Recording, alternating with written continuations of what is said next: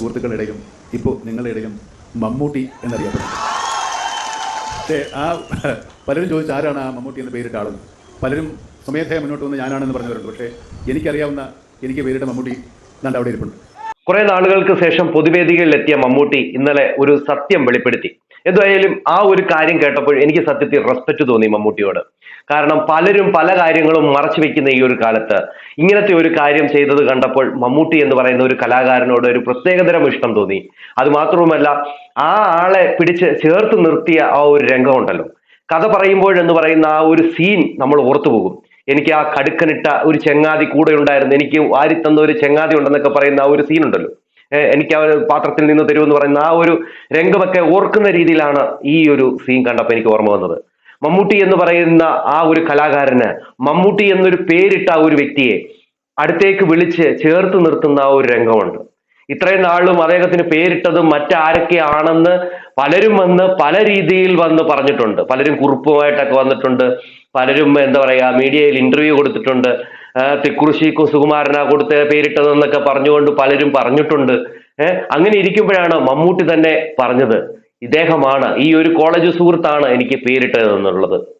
എന്തായാലും അത് നിങ്ങൾ കേൾക്കണം. കാരണം നിങ്ങൾ കേട്ടിട്ടുണ്ടോ എന്ന് അറിയത്തില്ല, ഇത് 2 ദിവസം മുമ്പ് നടന്ന ഒരു സംഭവമാണ്. കൊച്ചി വെച്ചൊരു മനോരമ സംഘടിപ്പിച്ച ഒരു പൊതുവേദിയിൽ മമ്മൂട്ടി പറഞ്ഞൊരു കാര്യമാണ്. മഹാരാജ കോളേജുമായി ബന്ധപ്പെട്ട കാര്യങ്ങൾ പറഞ്ഞ സമയത്താണ് ഇത് പറയുന്നത്. എന്തായാലും മമ്മൂട്ടി പറഞ്ഞ ആ കാര്യങ്ങൾ നിങ്ങളൊന്ന് കേൾക്കാം. എനിക്ക് അനുഭവവേദ്യമായത് നിങ്ങൾ നേരത്തെ പറഞ്ഞ പോലെ ഞാൻ ഇടക്കാലം ഒരു ശാരീരിക സ്വാസ്ഥ്യത്തിൻ്റെ പേരിൽ അവധിയെടുത്തപ്പോൾ അല്ലെങ്കിൽ വിശ്രമത്തിലായിരുന്നപ്പോൾ എനിക്ക് വേണ്ടി പ്രാർത്ഥിച്ചവരെ കുറിച്ച് ഓർക്കുമ്പോഴാണ് നമ്മുടെ എല്ലാ ദുരിതങ്ങളിലും എല്ലാ ആപത്തുകളിലും നമ്മളെ തന്നെ നമ്മൾ ആശ്രയിക്കുന്ന നമ്മളിതുവരെ കണ്ടിട്ടുള്ളൂ. നമ്മുടെ സോഷ്യൽ ക്യാപിറ്റൽ, അതായത് നമ്മുടെ സാമൂഹ്യ മൂലധനം എന്ന് പറയുന്നത് നമ്മുടെ മനുഷ്യരുടെ സ്നേഹവും പരസ്പര വിശ്വാസവുമാണ്. അത് നമ്മൾ ഒരുപാട് പ്രാവശ്യം കണ്ടിട്ടുള്ളതാണ്, നമ്മൾ ലോകത്തിന് മുമ്പിൽ തെളിയിച്ചിട്ടുള്ളതാണ്. ആ അനുഭവം തന്നെയാണ് എനിക്കുണ്ടായത്. എനിക്ക് വേണ്ടി പ്രാർത്ഥിക്കാത്ത, എനിക്ക് വേണ്ടി പള്ളിയിൽ ഒരു മെഴുകുതിരി കത്തിക്കാത്ത, ഒരു വഴിപാട് കഴിക്കാത്ത, ഒരു സമയം പ്രാർത്ഥിക്കുമ്പോൾ എനിക്ക് വേണ്ടി ദുആ ചെയ്യാത്ത മലയാളികളില്ല എങ്ങും. അതെനിക്ക് പരിപൂർണ്ണ തോന്നുന്നു. അത് സത്യമായിട്ടുള്ളൊരു കാര്യമാണ് കേട്ടോ. നമ്മൾ മലയാളികളെ സംബന്ധിച്ച് നോക്കുകയാണെങ്കിൽ ആർക്കെങ്കിലും എന്തെങ്കിലും ഒരു വിഷമം വന്നു കഴിഞ്ഞാൽ, അല്ലെങ്കിൽ ആർക്കെങ്കിലും എന്തെങ്കിലും ഒരു ബുദ്ധിമുട്ട് വന്നു കഴിഞ്ഞാൽ അതുപോലെ സഹായിക്കുന്ന ആൾക്കാരാണ് മലയാളികൾ. അതോടൊപ്പം തന്നെ പ്രാർത്ഥനയിലായാലും എല്ലാത്തിനും മുൻപന്തി നിൽക്കുന്ന ഒരാൾക്കാർ തന്നെയാണ് നമ്മൾ മലയാളികൾ എന്നുള്ളത്. ഇവിടെ മമ്മൂട്ടി എന്ന് പറയുന്ന ഈ കലാകാരന്, അല്ലെങ്കിൽ നമ്മുടെ എല്ലാം അഹങ്കാരമായിട്ടുള്ള മഹാനടന് ഒരു അസുഖം വന്ന സമയത്ത് പ്രാർത്ഥിക്കാത്തവരായിട്ട് ആരുമില്ല, അദ്ദേഹത്തെ ഓർക്കാത്തവരായിട്ട് ആരുമില്ല. അദ്ദേഹം പെട്ടെന്ന് തന്നെ സുഖം പ്രാപിച്ചു വരട്ടെ എന്നാണ് എല്ലാവരും ആഗ്രഹിച്ചത്. ഇപ്പോഴിതാ അദ്ദേഹം സുഖം പ്രാപിച്ചു വന്നു. കുറെ ക്ഷീണങ്ങൾ അദ്ദേഹത്തിന്റെ മുഖത്ത് നമുക്ക് കാണാനായിട്ട് സാധിക്കും. സൗണ്ടിനൊരു വ്യത്യാസം നമുക്ക് കാണാനായിട്ട് സാധിക്കും. എന്നിട്ട് പോലും അദ്ദേഹം ഈ പൊതുവേദിയിൽ ജനങ്ങളെ അഭിസംബോധന ചെയ്ത് സംസാരിക്കുന്നു. അദ്ദേഹം അദ്ദേഹത്തിന്റെ സുഹൃത്തിനെ പരിചയപ്പെടുത്തുന്നു. അദ്ദേഹം ആ കോളേജിൽ പഠിച്ച കാലഘട്ടത്തെ അദ്ദേഹം ഓർക്കുന്നു. എല്ലാം നമുക്ക് ഈ ഒരു വാക്കുകളിലുണ്ട്. അതുകൊണ്ട് തന്നെയാണ് ഞാൻ ഈ ഒരു വീഡിയോ നിങ്ങൾക്ക് വേണ്ടി ചെയ്യുന്നത്. നിങ്ങൾ അറിയണം. കാരണം പലരും എന്താ പറയുക, അറിയാതെ പോയ കാര്യങ്ങളാണ്. എൻ്റെ വീഡിയോ കാണുന്ന പലരും ചിലപ്പോൾ ഇത് അറിഞ്ഞിട്ടുണ്ടാകില്ല. അതുകൊണ്ട് തന്നെ ഇത് നിങ്ങൾ അറിയണം എന്നുള്ളത് കൊണ്ട് തന്നെയാണ് ഞാൻ ഈ ഒരു വീഡിയോ ചെയ്യുന്നത്. അത് തന്നെയാണ് ഞാൻ നേരത്തെ പറഞ്ഞ നമ്മുടെ സോഷ്യൽ ക്യാപിറ്റൽ. എന്നെപ്പറ്റി ഒരുപാട്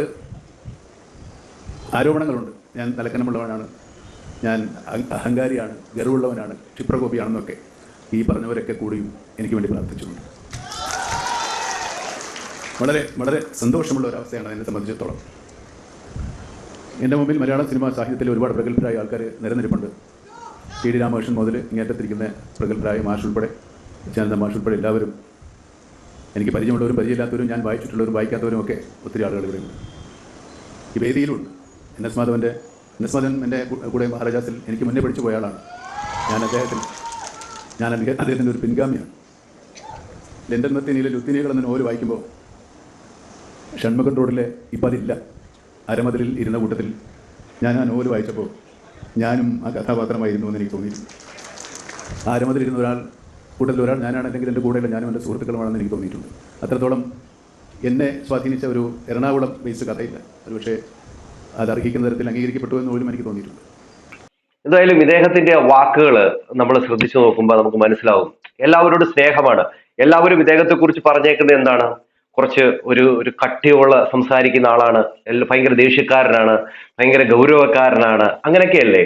അപ്പൊ ഇദ്ദേഹം ഈ വാക്കുകളിലൂടെ പറയുന്നുണ്ട്, അങ്ങനെയൊക്കെ പറഞ്ഞവർ പോലും എനിക്ക് വേണ്ടി പ്രാർത്ഥിച്ചിട്ടുണ്ട് എന്നുള്ളതാണ്. അതിൽ സത്യം തന്നെയാണ്. എല്ലാവരും ആഗ്രഹിച്ചു പെട്ടെന്ന് ഒന്ന് അസുഖമൊക്കെ മാറി പെട്ടെന്ന് സുഖം പ്രാപിച്ചു വരട്ടെ എന്ന് എല്ലാവരും പ്രാർത്ഥിച്ച ഒരു കാര്യം തന്നെയാണ്. ഓക്കെ, ഇനിയുമാണ് ഇദ്ദേഹം പറയുന്നത്, അദ്ദേഹത്തിന്റെ ആ പേരിട്ട ആളെ അദ്ദേഹം പരിചയപ്പെടുത്തുന്നത്. അതൊന്ന് കേട്ടു. ഞാൻ ഈ മഹാരാജാസ് കോളേജിലാണ് പഠിച്ചതെന്ന് പറഞ്ഞു. എനിക്ക് മഹാരാജാസ് കോളേജിൽ എന്നെ നടനാക്കാൻ അങ്ങനെ മഹാരാജാസ് കോളേജ് എന്ന് പറയുമ്പോൾ എനിക്കുണ്ടാകുന്ന ഉൾപ്പുളകം മഹാരാജാസിൻ്റെ എല്ലാ വിദ്യാർത്ഥികൾക്കും ഉണ്ടാകുന്നുണ്ട്. മഹാരാജാസ് കോളേജ് ഒരു കോളേജല്ല, അതൊരു വികാരമാണ്. ഞാൻ മഹാരാജാസ് കോളേജിൽ പഠിക്കാൻ വരുന്ന കാലത്ത് പഠിച്ച കാലം നിങ്ങൾ കേട്ട് കാണും. എൻ്റെ പേര് വേറെ ഒന്നായിരുന്നു. എനിക്ക് എൻ്റെ ഈ മമ്മൂട്ടി കുട്ടി എന്ന പേര് വളരെ അപരിഷ്കൃതമായി തോന്നിയതുകൊണ്ട് പരിചയമില്ലാത്ത സുഹൃത്തുക്കളോട് ഞാൻ എൻ്റെ പേര് ഓമർ ഷെരീഫ് എന്ന് പറഞ്ഞിരുന്നു. അപ്പോൾ ഓമറെ എന്നാണ് വിളിക്കുന്നത്. പക്ഷേ എന്തോ ഒരു സമയത്ത് ഞാൻ കൂട്ടുകാരുമായി നടക്കുമ്പോൾ എൻ്റെ പോക്കറ്റിൽ നിന്ന് എൻ്റെ ഐഡൻറ്റിറ്റി കാർഡ് താഴെ വിട്ടു. അതൊരുത്തൻ എടുത്ത് നോക്കിയിട്ടിടാ നിൻ്റെ പേര് ഓമർ എന്നല്ല മമ്മൂട്ടി എന്നല്ലേ എന്ന് ചോദിച്ചു. അന്ന് മുതലാണ് ഞാൻ എൻ്റെ സുഹൃത്തുക്കളുടെ ഇടയിലും ഇപ്പോൾ നിങ്ങളുടെ ഇടയിലും മമ്മൂട്ടി എന്നറിയപ്പെടുന്നത്. പക്ഷേ പലരും ചോദിച്ചു ആരാണ് ആ മമ്മൂട്ടി എന്ന് പേരിട്ട ആളെന്ന്.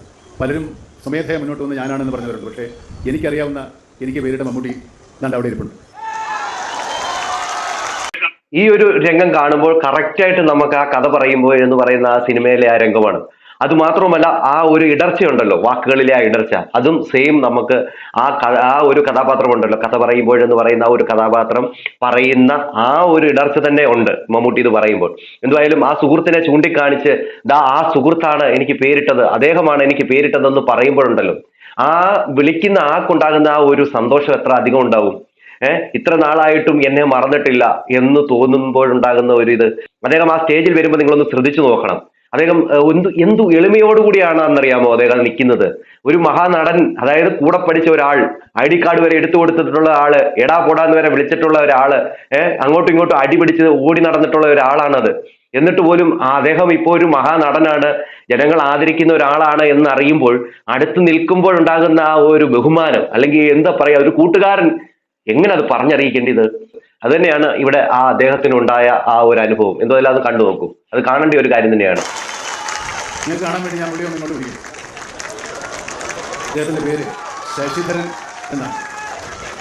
എളവനക്കാടാണ് വീട്. അല്ല, വേറെ ഒന്നും കൊണ്ടല്ല, ഈ പല ആളുകളും ഈ പേര് ചേട്ടൻ ആളാണെന്ന് അവകാശപ്പെട്ടുകൊണ്ട് പല പത്രങ്ങളിൽ എഴുതുകയൊക്കെ ചെയ്യുന്നുണ്ട്. അദ്ദേഹമാണ് എടവനക്കാടുള്ള ശശിധരനാണ് എനിക്ക് ആ പേര്. ആ പേരാണ് ഒരു കാരണക്കാരൻ.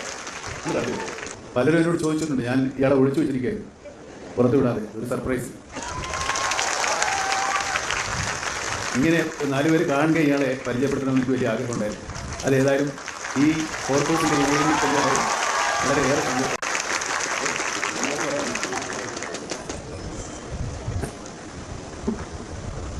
ഇത് ഇങ്ങനെ ഒരുപാട് സുഹൃത്തുക്കൾ എനിക്കുണ്ട്. ഒരുപാട് ഒരു പേര് ഇവിടെ ഇരിപ്പുണ്ട്. മഹാരാജൻ എൻ്റെ കൂടെ പഠിച്ചവർ, എനിക്ക് മുന്നും പിന്നും പഠിച്ചവരുണ്ട്. എൻ്റെ കൂടെ പഠിച്ചവരെന്ന് പറയുന്നവർ വേണമെങ്കിൽ 10-15,000 പേരുണ്ടാകും. വേറൊന്നും കൊണ്ടല്ല, 3 കൊല്ലം മഹാരാജൻ.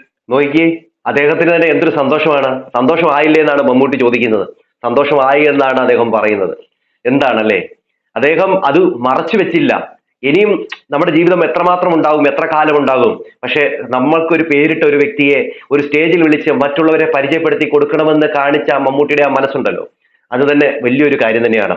പലരും എന്താ പറയാ, അഹങ്കാരത്തില് ഇതൊന്നും പരിചയപ്പെടുത്താതെ പോകും. ഇപ്പം ആ പറയുന്ന മനുഷ്യന്റെ വീട്ടിൽ എത്രമാത്രം സന്തോഷമായിരിക്കും. നമ്മൾ ആ കഥ പറയുമ്പോഴെന്ന് പറയുന്ന ഒരു സിനിമയിലെ ആ മക്കളൊക്കെ ആഗ്രഹിച്ച ഒരു കാര്യമുണ്ടല്ലോ, ആ അപ്പന്റെ പേര് പറഞ്ഞ ഒരു സമയത്ത് സന്തോഷത്തോടു കൂടി നിന്ന ആ മക്കളൊക്കെ സന്തോഷത്തോടു കൂടി നിന്ന ഒരു സിറ്റുവേഷൻ, അത് തന്നെയായിരിക്കും ഈ പറയുന്ന പുള്ളിക്കാരന്റെ വീട്ടിലും ഉണ്ടാകുക, അദ്ദേഹത്തിന് അറിയപ്പെടുന്ന ആ നാട്ടിലുണ്ടാകുക. എന്താണ്, മമ്മൂട്ടിയുടെ കൂടെ പഠിച്ച ആളാണ്, മമ്മൂട്ടിക്ക് പേരിട്ട ഒരാളാണ് എന്നൊക്കെ മറ്റുള്ളവർ അദ്ദേഹത്തെ കുറിച്ച് പറയുമ്പോഴുണ്ടാകുന്ന ഒരു അനുഭൂതി എത്രമാത്രം ഉണ്ടാവും ഇല്ലേ. ആ ഒരു സന്തോഷം വളരെ അധികമാണ്, അത് പറഞ്ഞറിയിക്കുന്നതിലും അപ്പുറമാണ്. എന്താണ് പ്രേക്ഷകരെ നിങ്ങൾക്ക് തോന്നുന്നത്? ഈ ഒരു വീഡിയോ കണ്ടപ്പോൾ എനിക്ക് നിങ്ങളിലേക്ക് എത്തിക്കണമെന്ന് തോന്നി. കാരണം ഇത് ഇന്നലെയോ മിനിഞ്ഞാന്നോ നടന്നൊരു സംഭവമാണ്, ഒരു പ്രോഗ്രാമാണ്. അതിലാണ് മമ്മൂട്ടി ഇത് പരിചയപ്പെടുത്തിയത്. ഇതിൽ എൻ്റെ കൂട്ടുകാർ എത്രമാത്രം അത് കണ്ടിട്ടുണ്ടോ എന്ന് എനിക്കറിയില്ല. അതുകൊണ്ടാണ് ഞാൻ ഈ ഒരു വീഡിയോ ഇട്ടത്. അത് മാത്രമല്ല, എനിക്കിത് കണ്ടപ്പോൾ വളരെയധികം സന്തോഷം തോന്നി. മമ്മൂട്ടി എന്ന് പറയുന്ന മഹാനടനോട് ഒരു റെസ്പെക്ട് തോന്നി. സത്യം പറയാമല്ലോ, ആ ഒരു റെസ്പെക്ട് കൊണ്ട് തന്നെയാണ് ഞാൻ ഈ ഒരു വീഡിയോ നിങ്ങളിലേക്ക് എത്തിക്കുന്നത്. എന്താണ് നിങ്ങൾക്ക് തോന്നുന്നത്? നിങ്ങളുടെ അഭിപ്രായം നിർദ്ദേശങ്ങളും മസ്റ്റായ കമന്റ്. അടുത്തൊരു വീഡിയോ കാണുന്നതിരിക്കും. എല്ലാവർക്കും ബൈ.